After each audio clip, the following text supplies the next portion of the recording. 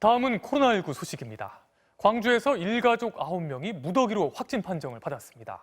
이 가족과 접촉한 사람까지 포함해서 무려 12명이 감염됐는데요. 알고 보니까 서울의 확진자가 광주에 가서 전파시킨 거였습니다. 그런데 이 확진자가 광주에 간 적이 없다고 거짓말을 해서 골든타임을 놓쳤습니다. 송정근 기자가 보도합니다. 광주 집단 감염은 송파구 60번 환자 A씨로부터 시작됐습니다. A씨는 지난 8일 전북 군산에서 열린 방문 판매 행사를 찾았다가 코로나19에 감염됐는데 지난 10일부터 12일까지 사흘 동안 광주를 찾았습니다. 가족 17명과 접촉하며 3차례나 식사를 한 뒤 12일에 서울로 올라왔고 15일 확진 판정을 받았습니다. 이후 광주에 있던 가족들도 증상을 보이기 시작했고 어제 일가족 9명이 무더기로 확진 판정을 받았습니다. 광주에서 가장 먼저 확진 판정을 받은 B씨는 초등학생 딸과 아들, 남편까지 모두 감염됐습니다. 그 3번의 식사가 가장 중요한 것 같습니다. 가족들은 식사하는 과정에서 감염됐으리라고 판단하고 있고 B씨의 직장 동료 2명과 또 다른 가족이 다닌 직업학교 수강생 1명도 확진자로 분류됐습니다. 문제는 송파구 확진자 A씨가 광주를 다녀온 사실이 없다고 거짓말을 했다는 겁니다. 결국 방역당국은 골든타임을 놓쳤고 광주 확진자와 접촉한 사람만 596명, 자가격리 대상자는 128명이나 발생했습니다. 지역사회는 또다시 코로나19 비상이 걸렸습니다. 가족 행사나 이런 게 방학이라서 좀 많이 잡힐 수 있는데 그것도 아예 단절된 상태라서 광주시는 거짓 진술을 한 송파구 확진자 A씨를 고발하고 구상권 청구도 검토하고 있습니다. 앞으로 고의적 은폐나 비협조에 대해서는 예외 없이 더욱 엄정하게 처벌토록 할 것입니다. 한편 코로나19에 감염된 남매가 다닌 광주 계수초등학교의 전수조사에선 교직원과 학생 전원이 음성 판정을 받았습니다. MBC 뉴스 송정근입니다. 그런데 반가운 소식도 있습니다. 코로나 때문에 2달가량 열지 않았던 수도권의 미술관 등 공공시설들이 내일부터 순차적으로 다시 문을 엽니다. 또 월요일인 다음 달 17일을 임시 공휴일로 지정해서 주말부터 사흘 동안 쉴 수 있게 하는 방안이 검토되고 있습니다. 이덕영 기자가 보도합니다. 수도권의 공공도서관과 미술관, 박물관 등 공공시설의 문이 내일부터 다시 열립니다. 지난 5월 29일 수도권에 강화된 방역 조치를 시행한 지 2달 만입니다. 수도권의 박물관, 미술관, 도서관 등 공공시설은 방역 수칙을 준수하면서 운영을 재개하게 됩니다.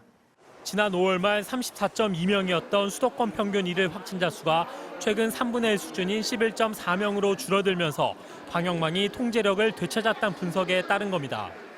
다만 공공시설 입장 인원은 시설에 따라 30%에서 50%까지로 제한하고 방문객은 반드시 전자출입 명부를 작성하며 마스크도 착용해야 합니다. 프로야구와 프로축구의 관중 입장은 이번 조치에 포함되지 않았습니다. 유흥주점과 노래방 등 고위험 시설에 대한 운영 자제와 방역수칙 준수 의무화도 그대로 유지됩니다.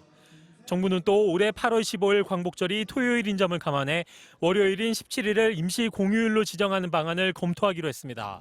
심신이 지친 국민과 의료진에게 조금이나마 휴식의 시간을 드리고 코로나19 확진 환자가 국내에서 처음 발생한 지 6개월이 됐지만 확산세가 커졌다 작아졌다를 반복하면서 국민과 의료진의 피로감이 크다는 판단 때문입니다.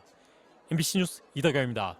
일본 아베 총리의 지지율이 곤두박질치고 있습니다. 코로나19 확진자가 급격히 늘어나는 상황 속에 여행 장려 정책까지 무리하게 추진하며 지지층까지 등을 돌리고 있는 것으로 보입니다. 김건희 기자입니다. 오늘 열린 일본 자치단체장들의 화상회의. 단체장들은 오는 22일부터 시행되는 여행 장려 정책에 대한 불안감을 호소했습니다. まもなく始まるにもかかわらず、まだしっかりとした制度設計が示されていないために、旅行業者や宿泊事業者が非常に困惑をしております。 숙박비 50%를 지원해주는 고투 트래블 캠페인은 논란 끝에 도쿄를 제외하기로 했지만 반대 여론은 여전히 높습니다. 마이니치 신문이 어제 실시한 여론조사 결과 도쿄도 말고 다른 지역에서도 이 정책을 미뤄야 한다고 대답한 사람이 69%나 됐습니다. 경제를 살리려다 코로나19가 더 확산될 거란 우려 때문입니다. NHK는 지역 간 이동이 정상화된 뒤 확진자가 폭발적으로 증가했다고 보도했습니다. 일본 정부가 광역단체 간 이동자제 요청을 철회한 지난달 19일, 일본 내 신규 확진자는 58명이었습니다. 그런데 어제 662명을 기록했습니다. 한 달 만에 11배 증가한 겁니다. 이처럼 최근 감염자가 폭증하면서 코로나19 긴급 사태를 다시 발령해야 한다는 의견은 84%에 달했습니다. 그러나 일본 정부는 그런 상황은 아니란 입장만 반복하고 있습니다. こうした状況を照らして直ちに再び緊急事態宣言を発出する状況に該当するとは考えておりません。 여론과 배치되는 아베의 잇따른 정책들은 지지율 하락으로 이어지고 있습니다. 아베 정부의 지지율은 한 달 전보다 4%포인트 하락한 32%. 반면 지지하지 않는다는 응답은 60%로 2배에 육박했습니다.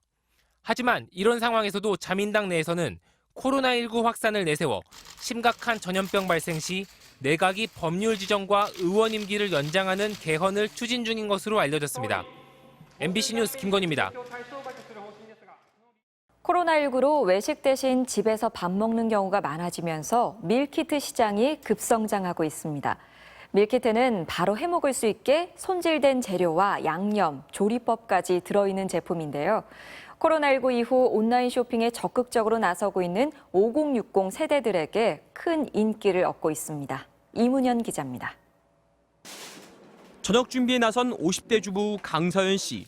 배달된 종이 상자를 열자 손질된 찌개 재료와 양념이 들어있습니다. 요리법에 따라 끓이기만 하면 간단하게 순두부찌개가 완성됩니다. 집에서는 먹기 쉽지 않은 양고기도 손질된 상태로 배달돼 굽기만 하면 됩니다. 그 4인 가족에 알맞게 재료가 딱딱딱 그렇게 와가지고 번거로움이 없더라고요. 그냥 가족과 손쉽게 먹는 게 되게 굉장히 편안하고. 코로나19로 집밥 소비가 늘면서 이런 밀키트 제품 시장이 급성장하고 있습니다. 올 상반기 한 식품업체의 밀키트 매출은 전년 대비 2배 넘게 늘었습니다. 데우기만 하면 되는 간편식과 달리 직접 요리해야 하지만 건강한 음식을 쉽게 먹을 수 있는 점이 인기 비결입니다. 저도 처음에는 이거 잘 모바일 주문하는 게 좀 어려웠거든요. 요즘에는 그냥 편안하게, 간편하게 사용하면서. 1인 가구와 맞벌이 부부 위주이던 고객층도 다양해지고 있습니다. 한 대형마트 온라인몰의 코로나19 기간 식품 매출을 조사했더니 50대 이상 연령층의 밀키트 제품 구매가 3배 넘게 증가한 것으로 나타났습니다.